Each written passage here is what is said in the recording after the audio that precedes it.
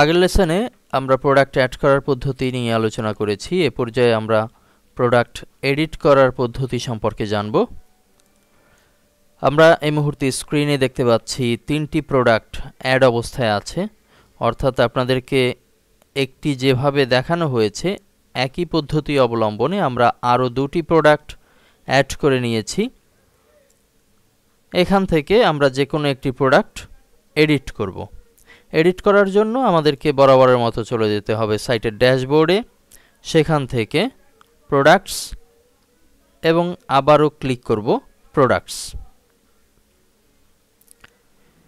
এখানে আমরা সংক্ষিপ্ত আকারে আমাদের যত প্রোডাক্ট অ্যাড অবস্থায় থাকবে সেগুলোকে দেখা যাবে।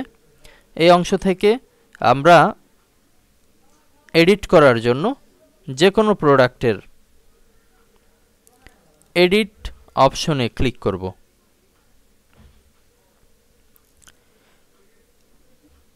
এখানে টাইটেল যেটি করা হয়েছে আমরা চাইলে এডিট করতে পারি। ডেসক্রিপশনে যদি কিছু বাড়ানো কমানোর দরকার হয় সেগুলো এডিট করতে পারি।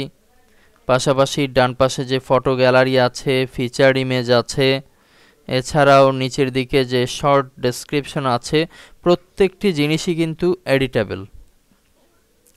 পাশাপাশি আমরা যদি প্রোডাক্ট ডাটা বা প্রোডাক্টের যে টাইপ সেগুলো যদি চেঞ্জ করতে চাই, কিংবা এখানে ব্যবহৃত যে রেট দেয়া হয়েছে সেই রেটে যদি পরিবর্তন নিয়ে আসতে চাই, ধরুন গিয়ে এখানে রেগুলার প্রাইস দেয়া হয়েছে 500 টাকা, সেলস প্রাইস এটি আমরা দিয়েছিলাম 400 টাকা, আমরা এখন 450 টাকা লিখে দিচ্ছি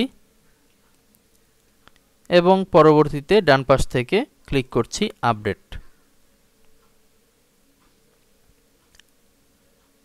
তাহলেই কিন্তু আমরা আমাদের এই অংশে যখনই প্রোডাক্টে ক্লিক করব, অর্থাৎ পিএইচপি গুরু যেটিকে আমরা এইমাত্র আপডেট করেছি, সেখানে যদি ক্লিক করি তাহলে আপডেট যে রেট আগে ছিল 400 টাকা সেখানে এখন আমরা 450 দেখতে পাচ্ছি।